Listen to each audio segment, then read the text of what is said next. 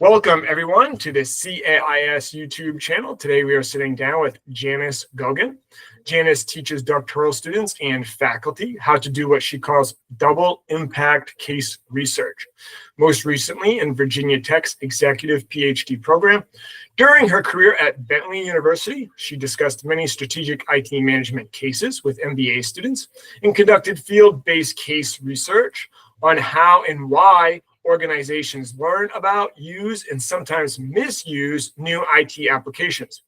From personal computers, telework, and expert systems in the early 1980s to e-commerce on the web and the early internet payment mechanisms, interorganizational systems and telemedicine to RFID and IoT, cloud computing, cybersecurity, incident response, blockchain, machine learning, and other topics. Today, she is sitting down with us to discuss teaching cases in information systems, what they are and why IS scholars would want to contribute teaching cases. So, Janis, please, if you would, tell our viewers, what is a teaching case? How would you describe a typical teaching case, please? Okay, so a teaching case, there's lots of documents that are referred to as teaching cases, and they can contribute in the classroom in many different ways.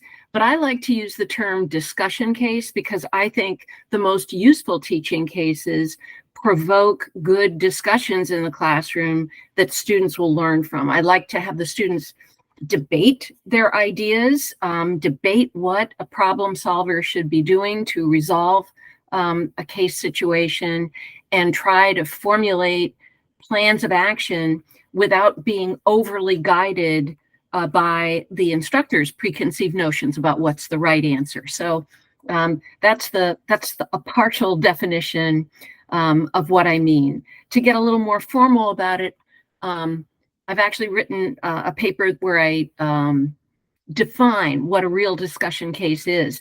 It's a true story. It's about a real situation told from the point of view of a particular individual or sometimes a team, and ending at a moment when the protagonist needs to make a decision and take some action. So it's very different from a case history because a good discussion case ends at just the moment when students really want to know, well, what's the answer? What did they do? And what's the right thing to do? Which is a very different question than what did they do? So that's kind of the starting point for it. There's also a lot of people who like to write cases that are real cases, but based on secondary sources, and those can also fill a really important role. I strongly prefer cases that are based on field-based case studies, where you actually interview the people who have been involved in the situation. And so when I talk about a real discussion case, I'm usually talking about that kind of case. So could you give us a sense of kind of what an exceptional teaching case might look like? What would be one that would really fulfill the goals of a teaching case? What would be an exceptional one? And if you could talk about maybe some of the mistakes that people make when they first start writing teaching cases. Well, let me start from the beginning. A useful teaching case is going to help students develop critical thinking, learn to think like an effective manager. And that's not my own idea. Harvard Business School has been talking about the development of managerial judgment for many times. It's the whole basis for their case method learning. And I'm a product of that environment. And the exceptional cases live on. They're really quite memorable. The most unique example I have of that is, I'm pretty old, I'm 72. So I was an MBA student at Harvard Business School in the late 70s. And one of the cases that we discussed in an OB case was written by Paul Lawrence, who was a very well-known organizational scholar. He and Jay Lorsch talked about differentiation and integration, very, very key concepts in managing organizations. And he wrote a really interesting case that had a lot of human resources impacts to it called The Slade Company. He wrote that case in 1960, so it was impressive that in 1978 we were still discussing that case. And something about one character in that case, a guy named Tony Sarto, really resonated with the students. There were aspects about him that were funny, and there were aspects that people could really relate to. And in my section, so at HBS they have 10 sections of 70-something students. Section F has had get-togethers every year since we retired, or since we graduated, and they have a golf tournament with a Tony Sarto award. So that's proof positive that a case can live on for a very long time. An exceptional, I think, a mistake that many people make when they are first writing cases is that they think that the best cases are the ones about the most well-known companies or the most extreme situations. Those cases can also be very memorable, but they represent a really crowded field. Everybody wants to write about Apple or Google. Everybody wants to write about what's going on with TikTok. Everybody last year wanted to write about Sam Bankman-Fried and his cybercurrency fraud. And some of the best, most useful cases that live on in students' minds for very different reasons are the ones where it was a less known company, so they didn't have preconceived notions about it, and the IT situation was very compelling for that manager at that time, but it wasn't necessarily a sizzler. I like to write cases that sizzle, but they don't have to be a really exceptional, useful case.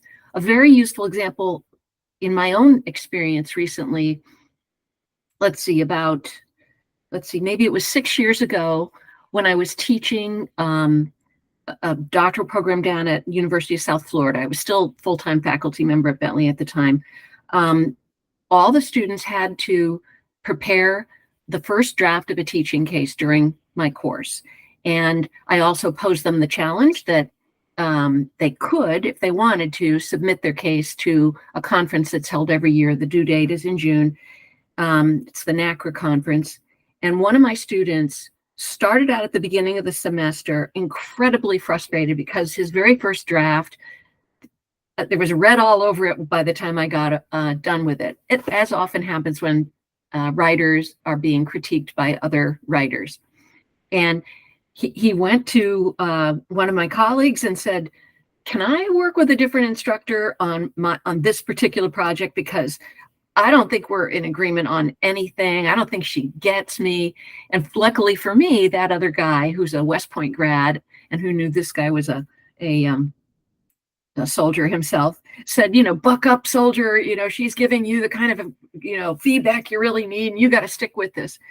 Well, so we stuck together. The case was about choosing a cloud service provider.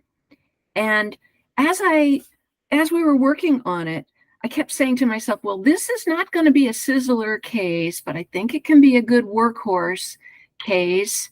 And we came to terms with one another. By the end of the semester, he was excited enough about it that he submitted it to the NACRA conference, and he ended up winning the best case by a student at the conference. And that case is called FinTech, Selecting a Cloud Service Provider, which I still continue to see as very much a workhorse case, not at all a sizzler, has been the best-selling case from the Case Research Journal, which is the journal that publishes NACRA. The NACRA organization is that organization, and it lives on, even though it's 7 years old. It's getting a little worn around the edges, but it continues to do very well within the organization. It turned out to be the bestseller for 5 of the last 6 years. So it doesn't have to be. The only thing that I think that grabbed the students' attention was that it happened to be that the company FinTech did payment processing for the alcohol industry. So anything with alcohol in it will sort of capture students' attention. But it's a little bit of a plog to actually analyze it, because the differences between Amazon, Microsoft, and Google at the time were actually pretty minor. They were all doing pretty much the same thing. There were differences around the edges, enough differences that we could construct the teaching note to advise the instructor, if the students choose Amazon, tell those students, you've got to come up with an implementation if your boss told you that you're choosing Google. And, we did that with all three, so that the students had to defend both their choice, which most students did go for Amazon, but also recognize what some of the implementation challenges would be if they took a different path. And someday maybe we'll do a follow-up, because the company actually chose Amazon and later decided that they would have been better off with Microsoft, because they were a heavily Microsoft shop. And so, you never really know what's the right answer for a case. But the other element of that case is that it's what we refer to as a 3 options case. The minute you write a case, the easiest way for a new case writer to write a successful case is if the protagonist tells you that they were considering at least 2 options, and if you can help them possibly consider a 3rd option, so you can make it into a 3 options case where the students have something to debate. So that's in terms of the mistakes. I think, the big picture is, don't just automatically gravitate to the well-known company. This company, this payment processor, it was a small company, but a big player in the payments industry, but students had never heard of them. Don't try to necessarily write a sizzler, and do try to make it a 3 options case. There's many other ways to write a case, and I've written many different kinds of cases, but that's the fastest path to success. And there's nothing better than winning an award for a case, or discovering that a lot of people are actually adopting it in their courses. So, and one of the advantages, this is maybe not the right or time to mention this, but I think an advantage of CAIS is that you offer a faster path to publication than some of the other ways to do it. I mentioned CRJ, which I'm very loyal to that journal, because their cases automatically get published in Harvard Business School Publishing, but it's unusual for a case to be accepted within 1 year. The reviewers are really tough. It's like submitting to MIS Quarterly, honestly, except that you're submitting 2 things. You're submitting the case and you're submitting the teaching note, and both of those documents have to be held to a very high standard before they will publish them. And I think CAS editors recognize that when there's a really interesting new topic, it's better to let something get out there quicker and not have to wait too long. So that was certainly my experience with a recent CAIS paper. I don't think it was any better or worse written than other things I've written in recent times, but it got accepted faster. So that's an equation that the author has to really think about. If your primary issue is impacting other academics, because you want them to adopt your cases and you want them to think about the ideas you're proposing through them, then you often should go to the outlets that will give you the faster publication route, not necessarily the most prestigious route. I might have overdone that in my career. I went to an awful lot of second-tier publications, but because I have a low attention span and I'm ready to go on to the next topic, and so I don't always do exactly what I advise. But if you want to get royalties and you want the broadest distribution, you want to go to one of the few outlets that get you eventually distributed through Harvard Business School Publishing. But if you want to get the fastest route to your fellow academics within the IS community, then CAIS is a great option. JIT Teaching Cases, the sister publication of JIT, is another very good publication, and also the conferences. If you get a case accepted at ICIS, you may not even bother to ever send it to a journal, because if it was good enough for ICIS, it might do very well. Ramon O'Callaghan wrote a case like that, although he did eventually get it into HBS publishing, but it was called Fixing the Payment System of Avalade, and it's one of my favorite cases to teach of all times. But anyway, I digress. The other thing is, there is two other really important elements of an exceptional teaching case. One is that it usually has an ability to touch the reader emotionally. You might not even really be aware of that as the reader, but we try to write these cases so that you identify with a real protagonist as if you were that person. And sometimes the early case teacher has to really kind of point that out, because they're not yet skillful enough at asking the questions that help the students take that perspective right away. They may say, pretend you are this protagonist. But if the case is really written well enough, you don't have to worry about that. They will think of themselves as the protagonist.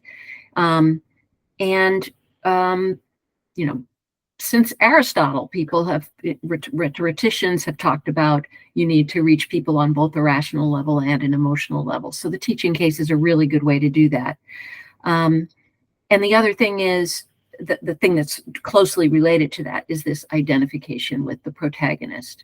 You want to envision, what if I took that job? Or what if and over time, when you're exposed to a lot of cases, you begin to realize, okay, I'm not going to take all these jobs, but what am I learning about these different managers across cases? So that's a really important part of case method teaching, and therefore a very important part of writing a successful case, I would say. So scholars are busy, and they have to produce content, and they have to get out there and publish, and teaching cases are one of many options. Why might an IS scholar choose to dedicate their time and energy and the anxiety of the review process to a teaching case? What value does a teaching case have for scholars, students, and colleagues? I think a teaching case has extraordinary value, especially at the beginning of a program of research. Now, I'm going to digress for a second to mention a person who's not well known in the IS community, unless you're a scholar who happens to do some work on international management, and that was Sumantra Ghoshal. Sumantra Ghoshal, I happen to know, he was a brilliant person. When I was getting my doctorate at HBS, he had already gotten his PhD at MIT, and he had decided he also wanted to get a doctorate at HBS. And, he accomplished both of those things in 5 years, which is, amazing. And, he was on the faculty there for a while, and then he was on the faculty of INSEAD and the London Business School. And he died young. He was a chain smoker. It was really unfortunate. And but he was so admired in that community for his contributions to international business that they named a small conference that is held every year, a really great little conference called the Sumantra Ghoshal Conference. And some of the most effective management scholars get the Sumantra Ghoshal Award every year. There's one scholar named every year. And so it's a really big deal. And what I learned from his experience, and also from actually interviewing the person he co-authored with most, who was another person that I knew very well from HBS, Chris Bartlett, was that this was how they always proceeded. They always started with a teaching case, and they always spent time discussing that case with MBA students, with executives, with their colleagues. HBS is a place where actually in the first year curriculum, the faculty coordinate extensively with one another. So when you're teaching a required course, you are discussing those cases before with your colleagues before you discuss them in the classroom. And so it's a really unique environment that way. But they felt that those discussions themselves were incredibly important to their theorizing, which then helped them figure out how to choose other cases to look at and how to use other research methods to continue exploring important topics. And you can see those cases woven through their textbooks, their Harvard Business Review articles, their Academy of Management articles, and so on. And I don't want to die young, and I haven't yet, so I guess I'm okay. And I'm not a chain smoker, and I'm not nearly as productive as Sumanta Ghoshal was, but I believe in this whole concept that the discussion of an interesting case situation captures so much of the complexity of managerial problems, many of which are wicked problems, that they are extremely informative to one's research agenda. In my own career, I regret that I didn't articulate that notion much earlier in my career. I just recruited a lot of people to write cases with me because I said, you're just going to love how fun it is to do this. Take a break from your other work, see what this is like.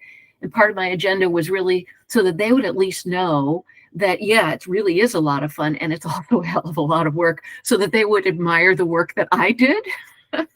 I mean, that was part of it, was to get tenure when I was, in my career, was to help people understand what it was that I was doing by doing it with me. But it was only towards the end of my career now that I've come up with, this notion of how important it really is to the theorizing. So now I really want to get that word out. So if it's an important topic that you want to take a look at, if it's important enough to be included in a course that you're teaching, then it's important enough to be theorizing about. And so discussing a case with students who might not know anything about the phenomenon, which might be true of undergraduate students sometimes, or with students who some of whom might have actually really deep experience because they're working part-time and they're in the MBA program, might be very generative for different reasons. Some students are going to ask the stupid questions, and you have to figure out, is that really a stupid question, or is it a naive but useful way of looking at the problem? And other students might share experiences that are at odds with what you just thought you saw when you wrote your case.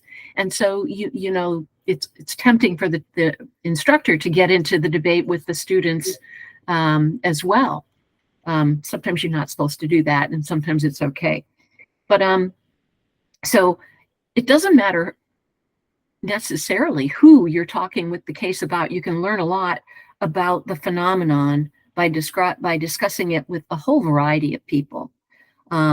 It's really helpful if you teach at a place where executive education is highly valued, so that you get to test those ideas with seasoned executives. But there's plenty of other ways to do that. And it's also why I love to present teaching cases at conferences, because I get that opportunity to share ideas with other people who are doing the same thing. And sometimes we find things in common and end up collaborating on other projects. But so another aspect of it is you can get great synergy with your research agenda.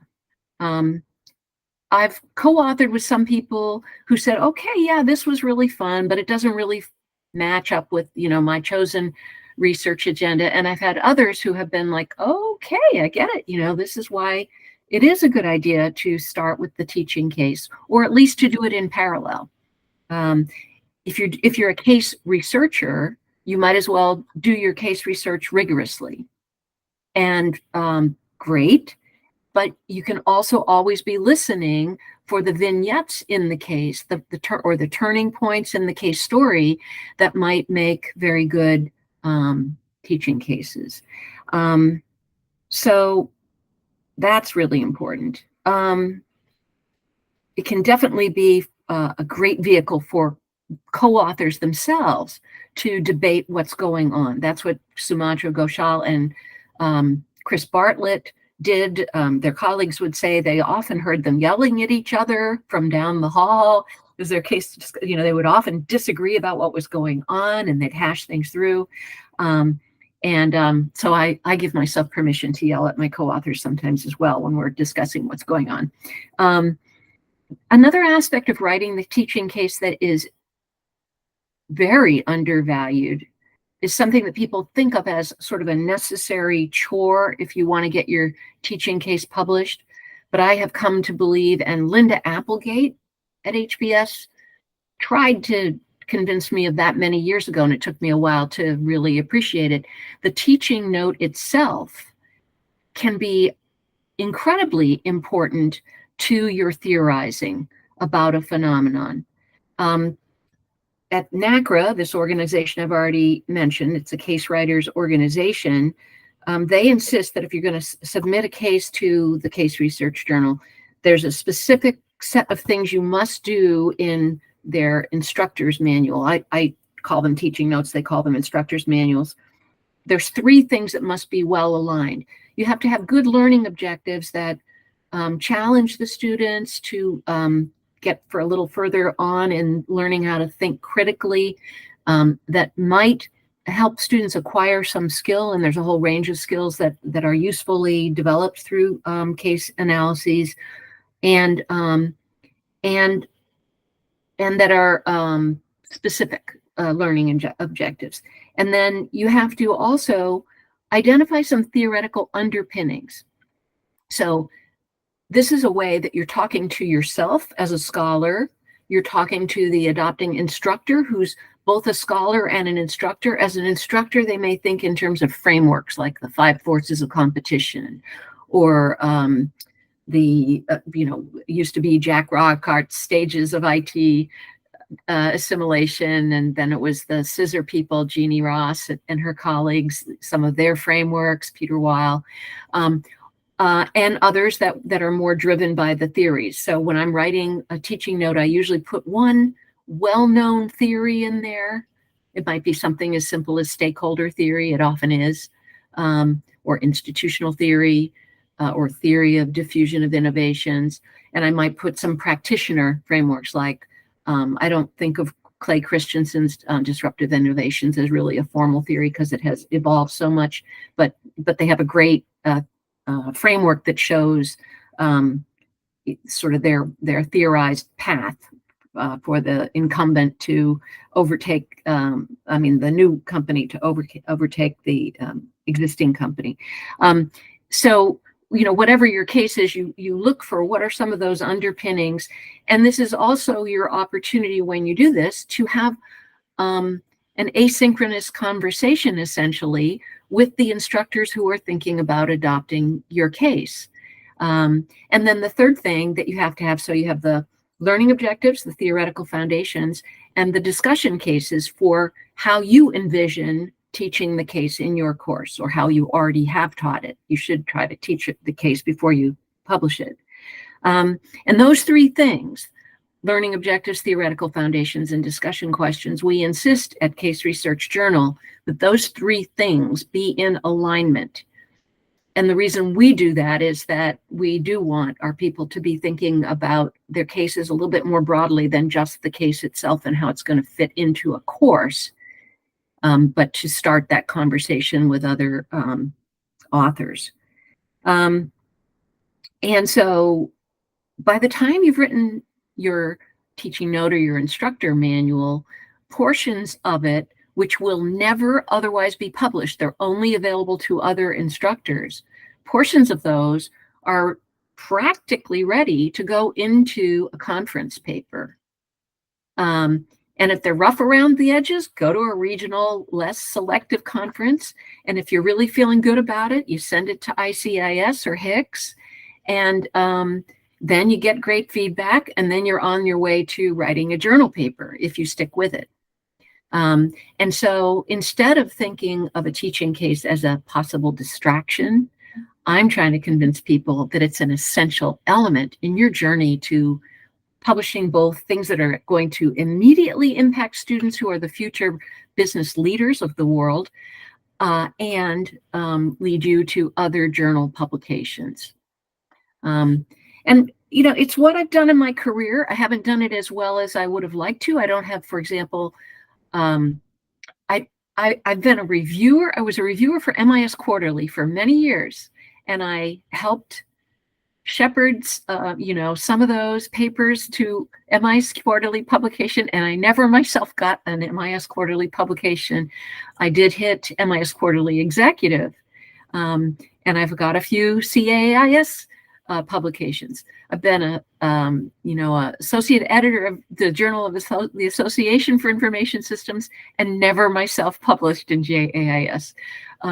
Maybe these things are just less important to me than other people. Maybe I really do have a low attention span. I'm not sure, but I do know that it's entirely possible to get all the way from the teaching case to a journal. And if you stick with it and you don't throw those, revise and resubmits in the circular file, you have a pretty good chance of getting them in whatever journals you actually want to get them in. So if that's the value, Janis, of teaching cases to scholars, students, and colleagues, where does a person start if they want to write a teaching case? Imagine a scholar who has never written a teaching case before. Where would they begin? What would be the first step? So there's so many great first steps. One great first step is to talk with other colleagues about their cases, about their case research. So if somebody's already a case researcher, then you've got a pretty good shot at turning them into the author of a teaching case. So for example, Marco Marabelli is a colleague from Bentley, and he's done a lot of case research with Sue Newell and with Bob Galliers. And so I remember I was sitting at an ESIS conference, and Sue Newell was presenting a paper that was really, Marco was the first author, but she was the presenting author at ESIS that time. And she was describing this really interesting case about a hospital in Canada, and she was describing it in light of institutional theory. What I love about Sue was, you know, she no matter how many times she gives a talk, she doesn't take for granted that everybody knows what she's talking about. She always gives best description of theories. So it was the best discussion of a case study in light of institutional theory I'd ever seen. So it was memorable to me for that perspective. And I thought, oh, well, it's a Canadian hospital. And so I went back and I asked Marco, tell me more about this case that you and Sue wrote. And so Marco described, because it was still ongoing, it was one of those cases that they started with one paper and kept going and wrote several papers about. And eventually I talked him into us collaborating on a teaching case based on it. It's not my most successful teaching case. We didn't have the best turning point in mind. It wasn't a 3 options case. It's a very interesting case because of the sort of what ended up happening. They aspired to do a very slick IT solution at the hospital, but in the meantime, they found that a single paper summary of the care for children with very highly complex needs, they refer to these children as fragile children, was a good enough solution that parents really appreciated. That was kind of the punchline of that case. But that was an example of doing a collaboration with a colleague. I did some workshops at National University of Ireland at Galway, so that's where I met Denis Dennehy. And Denis Dennehy was telling me about some of the work that he was doing with Kieran Conboy, and I had already gotten to know Kieran pretty well by that point as well. And so I talked to them about, well, maybe there's a teaching case in all your data there. Can we talk about that? And one thing led to another, and we wrote a terrific case together. Denis attended the NACRA conference. He was the primary point person. Kieran was very helpful at key moments because he's a brilliant writer, for one thing. But he still hasn't attended a NACRA conference. That's my goal in life, is to make him come to one. We ended up getting it published in Case Research Journal, and now it's in HBS Publishing. And not long ago, HBS Publishing declared it one of their IT bestsellers. It's a case about one branch of Agile development called Flow. They had, like I said, they had already written several papers about that. And now they have a whole new audience of people who are teaching it, but may never have actually read the papers. Now maybe they will read the papers. Now, maybe they'll look for other cases that when he's a little less busy, Dennis might write in the future. So that was another very successful collaboration, not least because I got to know Dennis a lot better, and he's a really great guy and a great asset to CAIS. So that's one way. For academics who are teaching doctoral students, another path is to teach either the qualitative research methods class or a class specifically about case research, and try to convince your colleagues that the best first starting point for a doctoral student is the preparation of a teaching case. And in fact, I think that the best way to do that is to pair a doctoral student who has a lot of business experience with a doctoral student who's young but full-time and getting steeped in the literature. Have those two people work together on a joint development of a teaching case, where they'll learn something. If you learn about case research, you have learned most of the skills you need to use most other qualitative methods. So case research is the best introduction to qualitative methods. And if you do a teaching case, you have, whether you're a qualitative researcher or a quantitative researcher, you get a much greater introduction to wrestling with the complexity of real managerial problems. So Matt Malarkey and Grandin Gill and I wrote a paper that we presented at a DSI conference, and I should actually see about reworking it and maybe send it along to CAIS in a more up-to-date form, because we argue for that position. And I would like more people to think about that. So that's another way. If you don't have a doctoral student, you still have other students. So one way to get started on a case is what I refer to as the ripped from the headlines case. You notice a news story. Now, there's different ways you can deal with that. You can notice the news story. You can notice a whole bunch of stories about the same case. You can read 5 of those stories in the newspaper and develop a really rough case that might only be 5 pages long, maybe less, maybe more, based on those, heavily cutting and pasting from those articles with proper attribution, of course, and use it as a final exam or a midterm exam. What I like about using a case, a very early, very rough case as a final exam, is that everything's written down. The students are giving me written answers to the questions I pose, whereas in the classroom, you don't always have a full record of your case discussion. So it gives you a good idea of what they understand and don't understand. Another way to use rip from the headlines cases is to call up a person who's in it. That's what I did many years ago. It was 1990 something. I read an article in the Boston Globe that quoted a guy named John Doggett.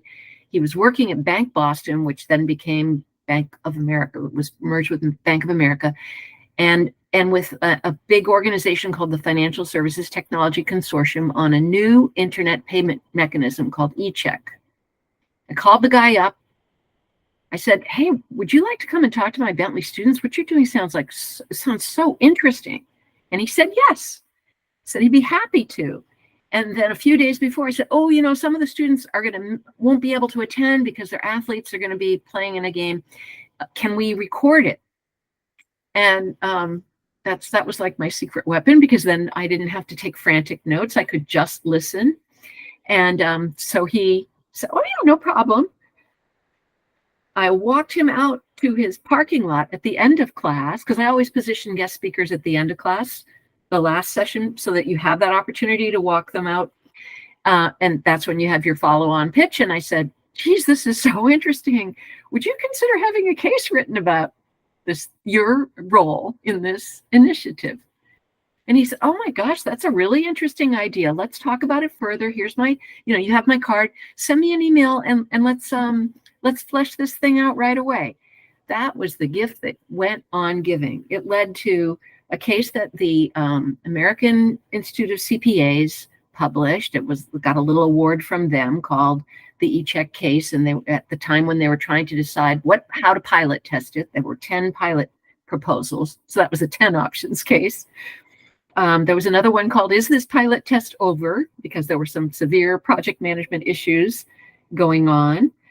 There was another one about a follow-on payment mechanism that was more oriented towards procurement, called the Internet Payment Mechanism.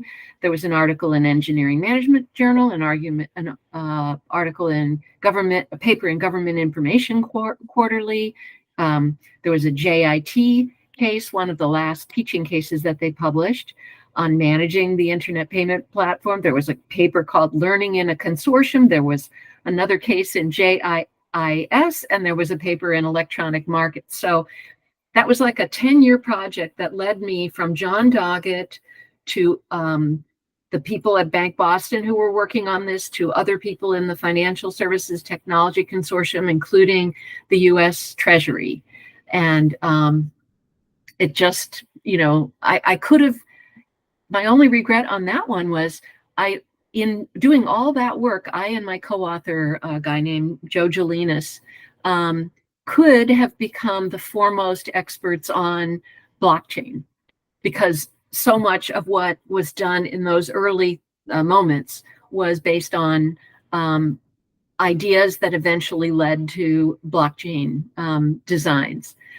Instead, the entire time I felt kind of uncomfortable about some of the technologies. I never felt like I had a true handle on good encryption versus bad encryption, stronger or weaker, the different paths to break through and everything. And I realized what I was most interested in was the early stages of getting to know any new technology. So I went on to many other topics. But if you hit it off well with somebody. Oh, also, I regret in that project, I had a series of exchanges with Eric Schmidt at the time, because he was working on, I forget whether it was Millicent or one of the other competing payment mechanisms. And so he was talking about his views on it. And boy, I wish I had made friends with him.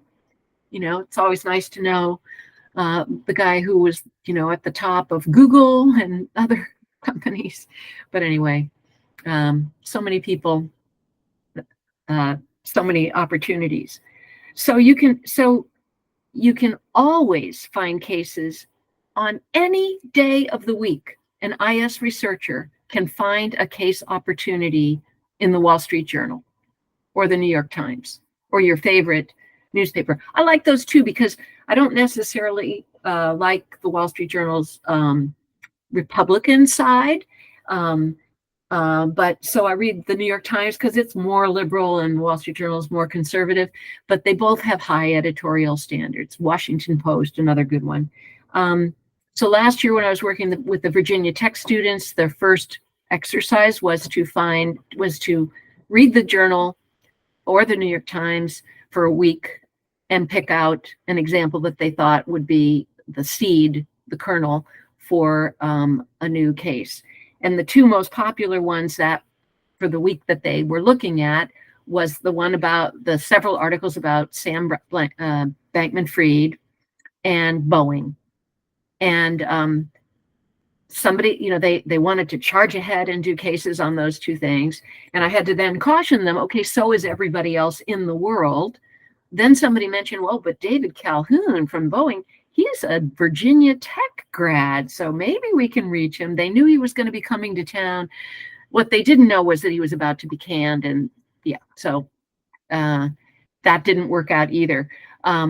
But some of the other less well-known companies that were involved did end up going into the cases. And also the students started talking about their own experiences. And so we were able to identify case opportunities that people could work on from within their circle of friends. And so I'm very pleased that 5 cases from 9 of my Virginia Tech students are going to be at this NACRA conference in October. And 2 case teams worked with me also on papers for Hicks that we're going to be doing in January. So you know, if only deans and P&T committees counted conference papers, you know, I would have done even better in my career than I did, because you know, I've certainly cracked the nut on how to get papers into conferences, and I've started to crack the nut on how to turn those into journal papers. I would say probably only 20% of my conference papers have actually turned into journal papers. That's the low attention span part. But boy, was it fun along the way. So if that's where you get started with a teaching case, let's talk about sort of the end of the process, and let's talk about impact. Impact matters. There are ways of increasing impact. When it comes to teaching cases, Janis, how do authors maximize the impact of their teaching cases? Well, there's several things that you can do once you've actually got a case published. I would say that if a person wants to publish in CAIS, then you can count on CAIS to, you know, promote those cases a little bit. That's good. But you shouldn't rely just on that, because you can't count on all of your colleagues to read CAIS all of the time, even if they're members of the AIS. We're all so overburdened. So it's a really good idea to maintain a list of the people that you think of as your conference friends, and let them know about it.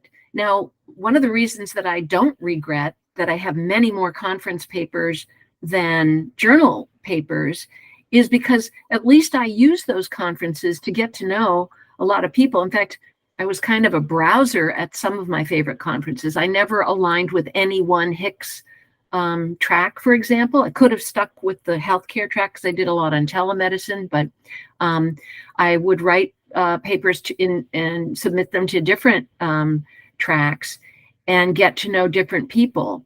And so whether I thought they were teaching cases or not, I would let people know about cases that we had written. And, you know, then some of them would pick them up. And I don't think, and you can certainly do that on LinkedIn as well. Given that I was an early pioneer in research on personal computing, it's highly ironic that I use social media very little. I always kind of felt like when I was teaching, it was better to, you know, kind of steer clear so that I'm not spying on my students, or for whatever reasons. I'm not totally sure why I don't use it more. But I do regret that I haven't used LinkedIn more to promote all of my cases to all of my LinkedIn friends. But I would certainly advise people to do that. And then, you know, and especially if they show any interest, I don't usually send around the teaching note right away. I send the case itself, and I wait to see if they're interested, because we really don't want teaching notes to inadvertently be circulated among students any earlier than they already will. And so then if they show some interest, I'll say, well, by the way, you know, I have a teaching note. You don't have to teach it the way I recommend, but it would certainly help you get started in thinking about how you might want to teach it. That's how I usually present it. And that also helps to sell it. At Case Research Journal, we do find that a lot of early authors don't realize that the teaching note is meant to be that conversation with the adopting instructor. They just think of it as a burden they must surmount. And so as a reviewer, I'm always reminding them that that's what they're doing. You're not trying to tell them the right answer to a case. If it's a great case, there are many potentially right answers to a complex managerial situation. There are many paths to success in business. The one that a company chooses is often not the optimal path. And so, every time you interact with anybody about teaching cases, you have that opportunity to talk about that. I think if I've succeeded in anything, it's that people do recognize that I'm the case lady. I'm the person who writes probably the most IS cases in the IS community. That doesn't mean I write the best ones. I think that Blake Ives and Iris Younglis have written fabulous cases, but I write a whole lot of them. So, you can, once you sort of have that as your personal brand, then people kind of know to look for your cases. Just as, when I was early in my teaching, I knew I would always look for cases by Warren McFarlane, Jim Cash. As soon as I met Blake, I started looking for cases by Blake Ives in the Harvard system. And, so it becomes generative over time. The other thing is to start making the case for your cases within your local community as early as you can. Some of my colleagues who are very enthusiastic about cases haven't yet figured out that promotion and tenure committees like to see that you do coherent research, that you stick with a topic long enough that you've approached it in multiple ways.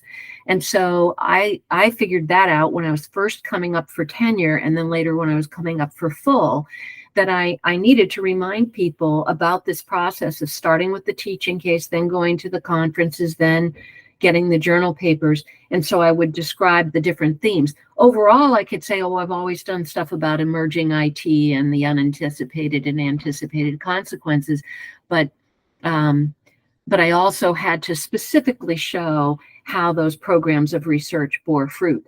And once I got full, I could do whatever I wanted. And so I've focused more on co-authoring with new authors in hopes that they will, pick up the gauntlet and keep writing cases and trying to publish papers from them.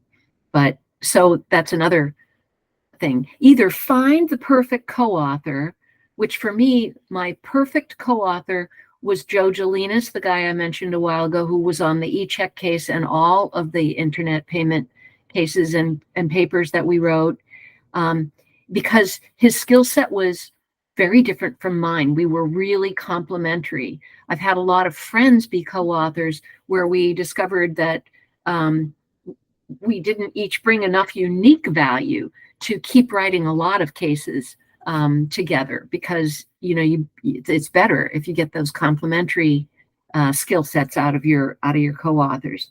And now I'll co-author with anybody who wants to try to write a case with me. And I just warn them about the red ink, and we usually survive it. And quite a few of them have gotten awards, and I'm hoping that I can do a follow-up with you at the end of October and report whether any of my students' cases got awards this year at NACRA. We'll see. Let's see. What else? Another aspect of impact is just articulating what you mean by impact. So at the time when I was going up for promotion the first time, I had a direct line into Harvard Business School Publishing to somebody who was willing to give me things that Harvard doesn't give out lately. It was a production person, not really a manager, and I would just email her directly and say, can you produce a report for me that says how much each of these cases in the system of mine have sold in their lifetime? And it was a pretty impressive list, because early on, Linda Applegate and I and Jim Cash and I wrote some best-selling cases that had to do with e-commerce, early e-commerce on the web. And so then I was able to, I did have some journal publications, including a JMIS, so people knew that was an A publication, but I didn't want to downplay my cases. I wanted to put them cent in fronter. So I led my argument with the impact on future business leaders by saying, these many copies were sold of these cases. And surely some of the students who discuss those cases were influenced by those. So we can assume that there's long-term impact in some way. We can't quantify it beyond the number of cases. The other thing that was easier to do back then, because everybody's web pages were open and hardly anybody was behind a firewall, is that I don't think I was Googling, I was using one of the earlier search engines, I guess, to find out who was assigning the case at which schools. And so I manually, like once a week, I would just Google my name or we'll say Google just because it's so common now, and see which of my cases were showing up. So gradually I developed a list of the universities that were using my cases. And you can still do that to some extent. And also people will tell you that they're using them. And so, it might be a good idea for if CAIS, I forget whether CAIS requires an instructor's note or a teaching note, but if the authors understand that they should, if the adopting instructors understand that they should contact the author to find out about a teaching note, then the author can keep track that way of some of the adoptions of their cases. It's my lifelong mission to try to convince Harvard that they should be producing those reports for every one of their authors. And someday I'm going to find the right decision maker to say yes to me, because it's such an obvious thing. It would be very easy for them to do. All of the data is in their system. They just need to create the reports. And that would be hugely, hugely important. But in the meantime, of course, if you've promoted your cases, and if they're pretty good cases, and if they're 3 options cases, and they suddenly show up as, a Harvard IT bestseller or a CAIS, reprint, I think you allow people to copy them on their own, I guess. So you may not be capturing the data that you need to capture. Maybe it should be you're allowed to copy it after you let us know. Whatever the case might be. I haven't actually read your policies recently. But that may not convince your department, because many department chairs and business deans are rather narrow-minded about journal quality and regular, scholarly impact factors.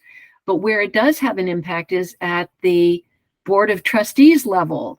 If you're in an institution where the candidates are there's some discussion of the candidates at that level, and sometimes some of the university P&T people, because they don't know our top journals, but they get that business people like to use cases in the classroom, and they would get that argument about impact.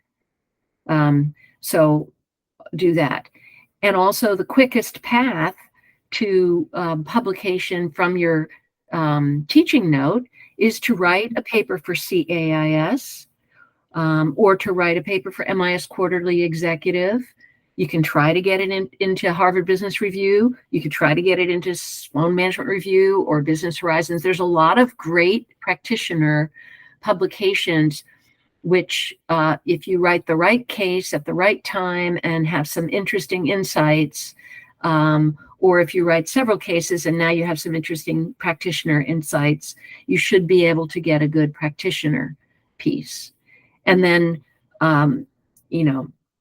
I always advise going for the practitioner piece before expecting the theory piece to be accepted, because it takes so long for an MIS Quarterly or an Information Systems Research or a JMIS to be accepted.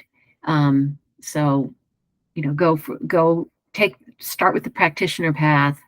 And as long as you're convincing your department that you're on a path to publication, and as long as you hit one of those A publications somewhere along the way, I think the majority of business schools are going to give you tenure. We tend to believe that we have to get the A+ or A journals super early in our career, because that's what some of the biggest, most influential state schools, not necessarily the private universities, require.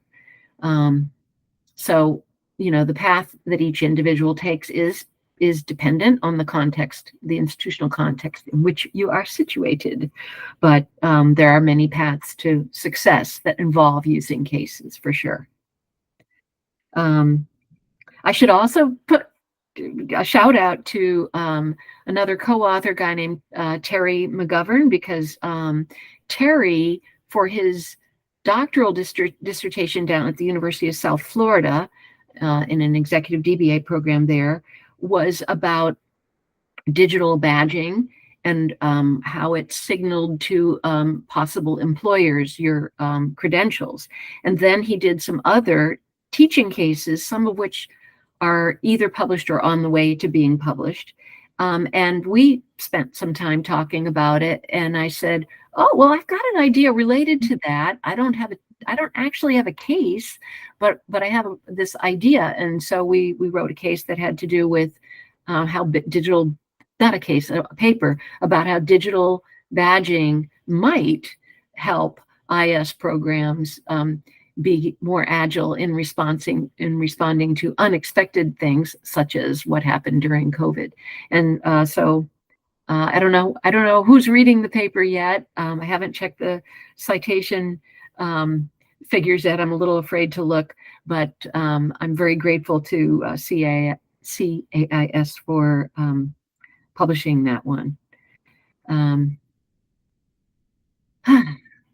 Great. Thank you so much, Janis Gogan, for sitting down with us today to talk about teaching cases. So valuable, so insightful. It is exactly what we hope to share with our viewers. So thank you so much for your time today and all of your delightful insights and experiences and anecdotes. That just adds tremendous value to what we have to offer our readers and viewers.